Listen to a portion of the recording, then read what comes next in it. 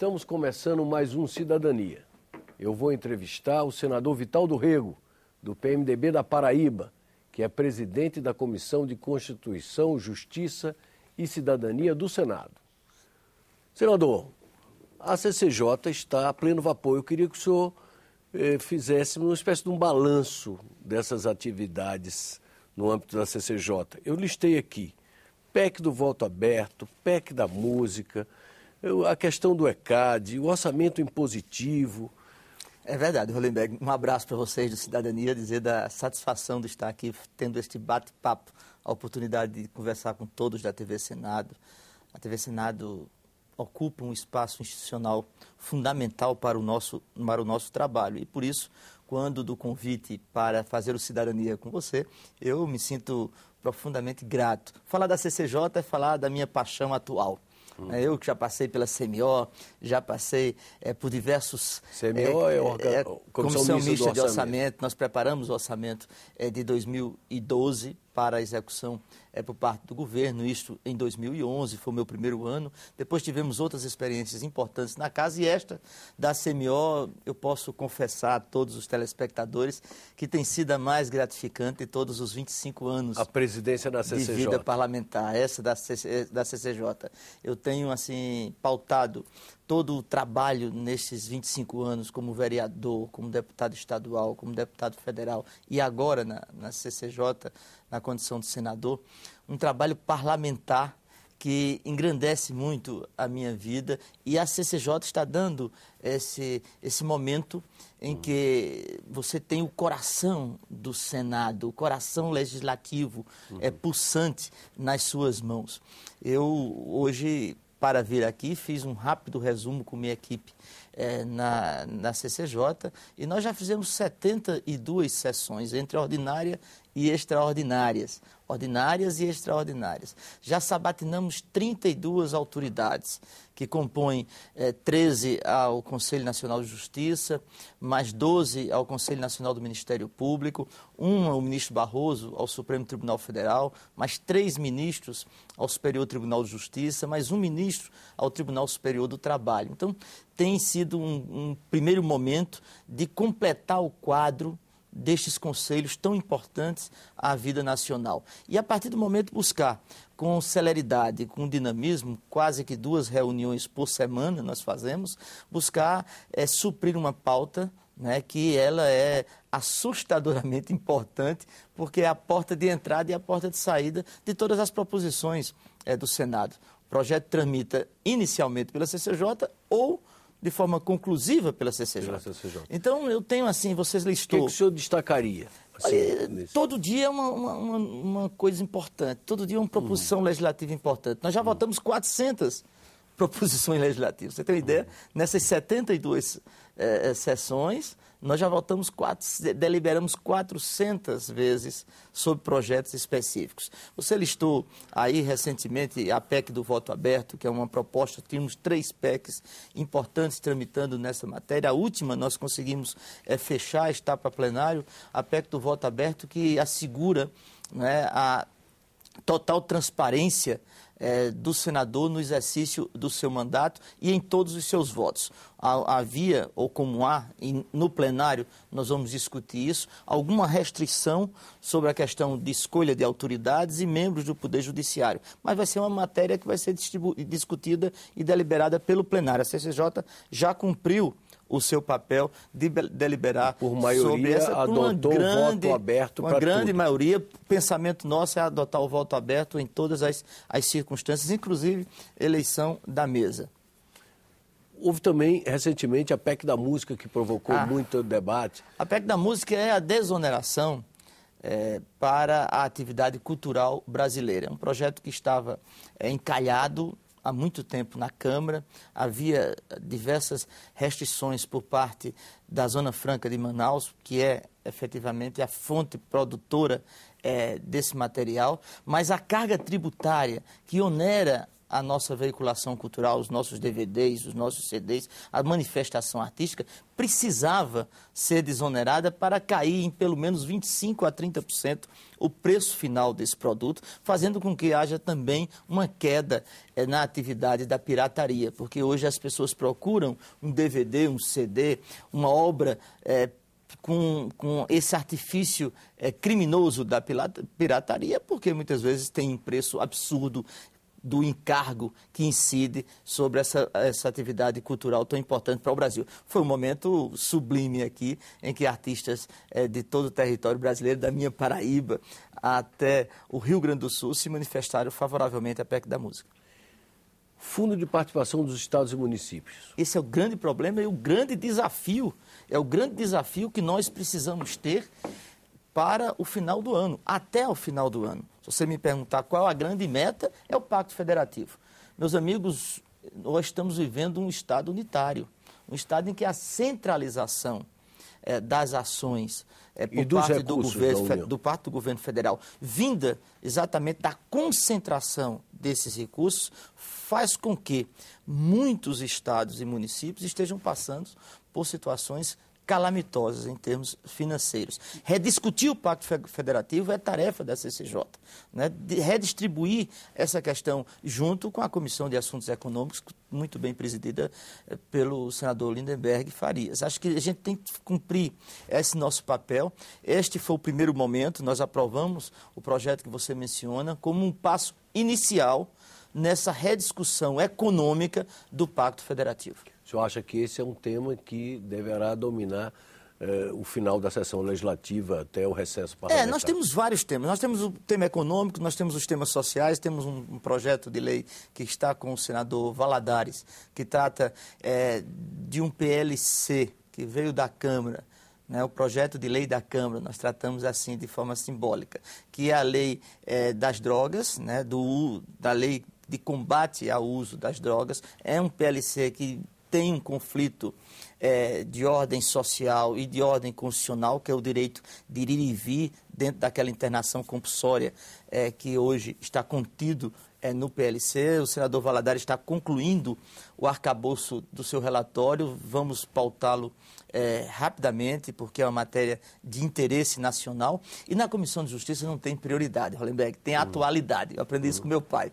Todo dia você tem um assunto que torna-se atual, que torna-se urgente, que torna-se imediato. Agora mesmo aprovamos a questão da criação, fusão, desmembramento de municípios, um assunto que estava há 16 anos precisando ser regulamentado por nós do Congresso Nacional, porque a Constituição nos deu essa obrigação de fazer, e nós não tínhamos feito. Respondendo a uma pressão legítima vinda de diversos distritos que queriam se transformar em município. Distritos que querem se transformar em município, nós temos 188 distritos com condições técnicas de se transformar em município.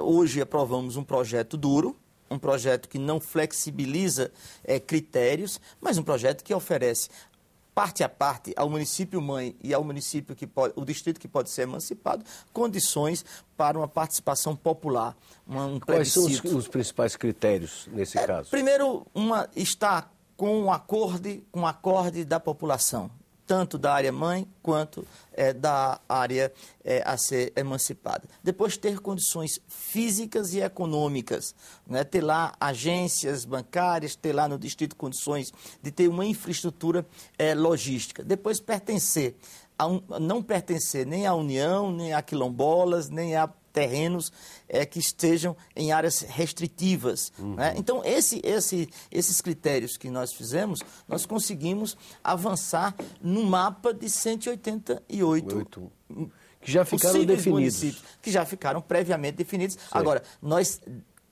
trouxemos um fato novo, que é a competência da Assembleia Legislativa de cada Estado fazer a emancipação, porque essa não é a nossa competência. Nós criamos a lei federal que define os critérios. Perfeito. Outro assunto importante que veio lá da Câmara e que também tramitou e foi muito objeto de polêmica no âmbito da CCJ foi a PEC do orçamento impositivo.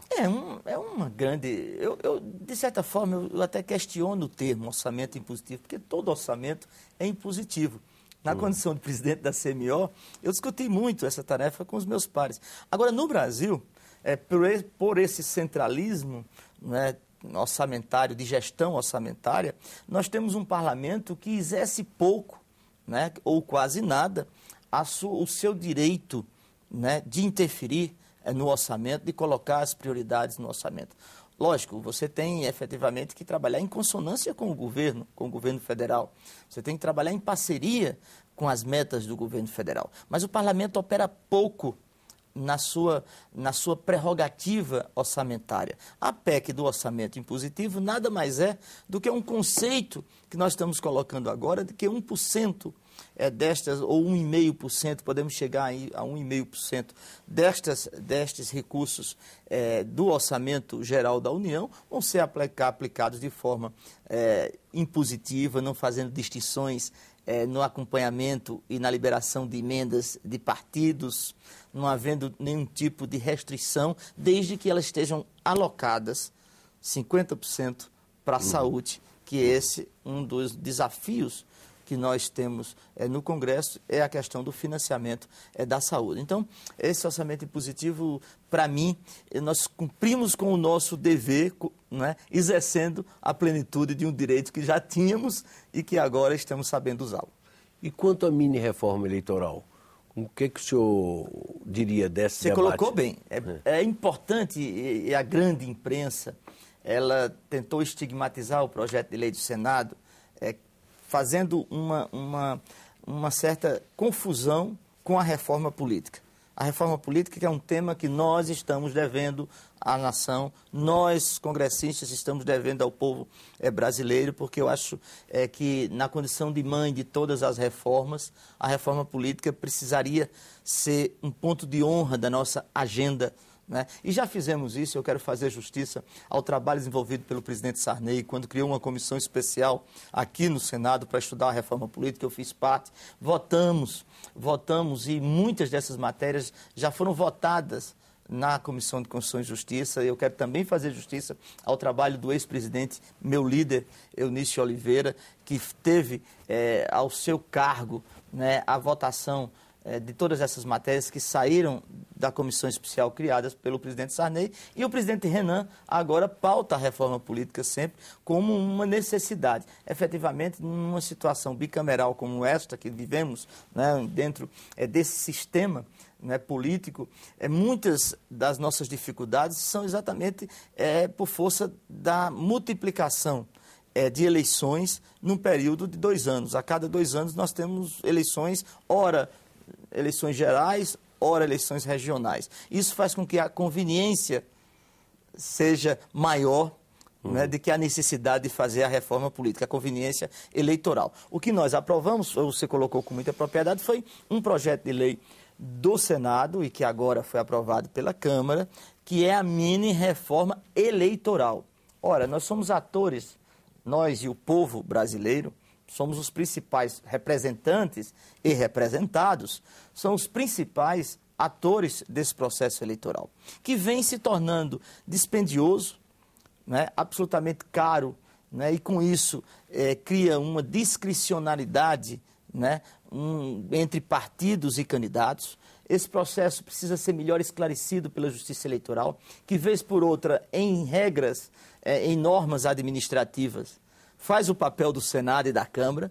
Então, o que o senador Romero Jucá, que é autor do projeto, fez foi colocar uma série de questões dentro de um projeto em que diminuía o custo das campanhas, e diminuiu, porque nós vamos ter aí uma propaganda mais enxuta, né? Vai acabar com aqueles cartazes, as placas, enfim, uma série de novidades a esse respeito, dá uma formatação nova ao guia eleitoral, que é a propaganda eleitoral gratuita. As inserções, por exemplo, podem ser feitas fora de estúdio, né, em mídia aberta. Nós temos a participação da internet em todo o processo, né, como um meio de sustentação. Sem peias, sem restrições. Enfim, são diversas ações que redundam na necessidade de uma campanha mais igual e mais barata. Esse é o grande objetivo da reforma política, da reforma eleitoral. Um ponto de divergência grande foi a questão da proibição de financiamento de campanha pelas empresas pelas pessoas jurídicas.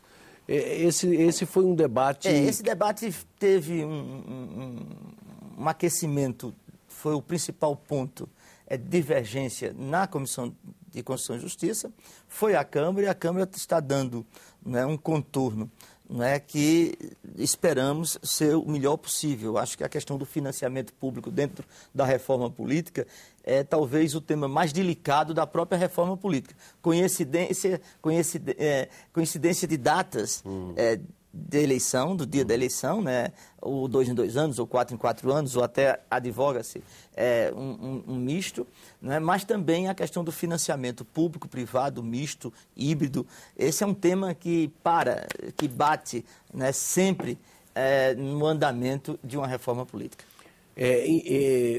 Também, até como uma resposta às manifestações populares de junho, houve uma facilitação no processo de apresentação de emendas populares. Foi. Nós diminuímos as restrições, criamos alternativas. O relator foi o senador Hollenberg, que você conhece há alguns anos, e ele fez um belíssimo papel.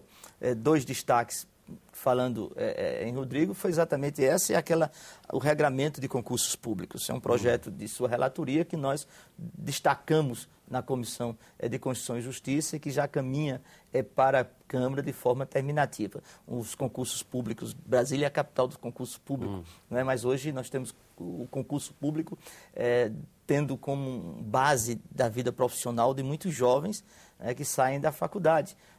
Saem da faculdade com sonhos de ter um regramento para disciplinar o concurso público, que possa ele ter segurança jurídica, que o seu estudo valerá a pena.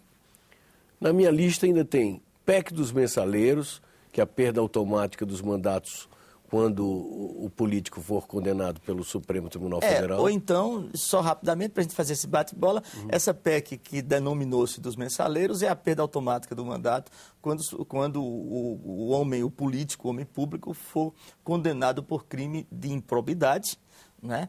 E também por sentença criminal que ultrapasse os 4 anos, né, do mandato. Então, a perda será automática. É a PEC número 18 do senador Jarbas Vasconcelos. Também foi Foi um tema de destaque. Como eu disse, foi outra atualidade que nós vivemos. A PEC das domésticas. Sim, essa foi fantástica. Uma PEC que legitima, legaliza direitos de mulheres e homens que estavam absolutamente marginalizados, né, de um avanço constitucional que deu ao trabalhador do campo, por exemplo, ao trabalhador rural, que deu ao trabalhador urbano e que, de uma forma absolutamente absurda, não estava dando às domésticas, que são as nossas secretárias, que têm aí a responsabilidade de cuidar dos nossos filhos, de tratar da nossa casa, do nosso patrimônio e, principalmente, de dar equilíbrio à nossa família quando não estamos em casa. Então, essas mulheres, mais de 7 milhões de homens no Brasil inteiro, têm hoje uma emenda constitucional, que já foi, inclusive, promulgada, que dá essa equidade, essa isonomia de tratamento. O senhor considera que esse foi realmente um dos momentos altos? Um dos momentos altos, um resgate de uma dívida constitucional com o cidadão brasileiro. E o Plano Nacional de Educação? Esse foi meu. Eu tive a oportunidade de relatar. Eu tenho muito cuidado quando avoco matérias pela presidência para o senador Vital do Rego, exatamente para não criar nenhum tipo de discricionariedade no ato e no dever que eu tenho de fazer a distribuição. Eu já distribuí mais de 700 matérias na Comissão de Constituição e Justiça. Ainda tenho outras tantas para distribuir, em igual monta, matérias que estão na Comissão de Justiça desde 2006. Eu ontem estava muito feliz porque eu completei o ano de 2006, o ano de 2007 não deixei nada ou quase nada de resíduo de 2007 e de 2006. Estou entrando agora no ano de 2008. Eu estou puxando... O senhor está procurando atualizar a pauta, limpando a mesa, com o apoio dos nossos pares. Nós temos já 700 matérias distribuídas. Tanto as atuais, que são aquelas que o senador vem à minha procura e pede a relatoria porque trabalha no assunto, quanto aquelas que estão numa solução de imobilismo e que eu preciso resgatá-la para avançar. Em respeito ao senador, ao deputado, ao próprio governo ou ao Poder Judiciário que adentrou com o projeto, que fez do projeto uma realização através do processo legislativo. Então, essa proposta do Plano Nacional da Educação eu avoquei, né, porque eu sou professor de Direito Eleitoral, mesmo licenciado, sou médico, sou advogado, eu sei o papel da educação nesse país. A gente não tem como dar um salto de qualidade para ser a grande nação que nós dizemos e queremos ser, se a gente não investir maciçamente na educação. E o presidente Lula mandou o plano, né, mandou já com atraso, depois a presidente Dilma deu ao plano uma feição de investimento maciço, inclusive colocando os recursos do pré-sal para a educação, votamos isso também, tanto na CCJ quanto na Câmara, e eu senti e queria muito parabenizar o ministro Mercadante, que é o último ministro, em nome do ministro Mercadante, todos os outros ministros que passaram estudando e trabalhando no plano. O Plano Nacional da Educação é realmente esse grande salto de qualidade no ensino, desde o ensino básico até o ensino superior. É uma educação inclusiva, uma educação que trata a cidadania, né, com o respeito e a dignidade que ela merece. Então, eu estou muito feliz em poder ter trabalhado um plano. O meu relatório talvez tenha sido o mais longo relatório de um projeto tramitando no Senado, mais de 120 páginas. Por quê? Porque é uma matéria que tinha estratégias e tinha forte foco na absorção de metas e de estratégias. Né? Então, está agora na Comissão de Educação. O presidente Ciro já designou o senador Álvaro. Ele estará certamente aperfeiçoando o meu substitutivo, porque o trabalho das comissões no Senado, e é importante que a TV Senado faz isso, ela mostra muito o plenário, mas mostra também o papel das comissões, que aperfeiçoa o trabalho legislativo. O plenário é o último toque, né? É o toque final, mas houve antes do plenário um trabalho intenso dos senadores nas respectivas comissões técnicas ou especiais que tratam da matéria. O senhor, como senador e como ex-deputado federal, não fica um pouco decepcionado quando as matérias são tocadas aqui, como o senhor, por exemplo, com toda essa presteza, tem procurado desafogar a pauta da CCJ, e os assuntos vão à Câmara e ficam lá, muitas vezes engavetados, sem que sejam colocados na ordem do dia? É frustrante. É frustrante porque a agenda que nós preparamos no Senado é uma agenda forte, uma agenda que a mesa diretora, o presidente da casa tem feito e tem nos cobrado aos presidentes de comissões permanentemente. Né? Precisamos de uma agenda, precisamos de volume com qualidade. E esse é o trabalho das comissões. A comissão tem que dar qualidade ao processo ou à proposta legislativa. Né? Então, nós aprontamos e nos frustramos quando há solução de continuidade, quando não há na Câmara a mesma decisão. Não por conta do seu presidente, Henrique Eduardo Alves, que trabalhou inclusive com o presidente Renan Calheiros as chamadas leis expressas, não está no regimento interno comum da Casa e do Senado, mas foi uma figura que nós construímos para mostrar que dois presidentes trabalhando juntos, as leis podiam ter rapidez. Por isso que nós as chamamos de leis expressas. Mas eu não culpo a Câmara, é a própria engenharia política da Câmara. Eu fui de lá, que é diferente do Senado. A Câmara é a casa do povo brasileiro, representado por uma infinidade. Eu vou colocar nesses termos, porque todo dia nós aqui votamos agora certas restrições para a criação de partidos políticos, né? Mas nós temos hoje mais de 20 partidos representados na Câmara. E o presidente da Câmara não pode andar sem o colégio de líderes. Quem pauta a pauta da Câmara não é o presidente Henrique só. Ele comanda, mas ele é refém de um colégio de líderes que muitas vezes cria problema na construção de uma matéria. Aqui no Senado, é mais diferente. Né? O Colégio de Líderes tem uma visão, até pelo número de senadores, até pelo número de partidos que compõem a casa, há uma certa flexibilidade dos líderes na apreciação de matérias, ou como casa revisora, ou como casa originária.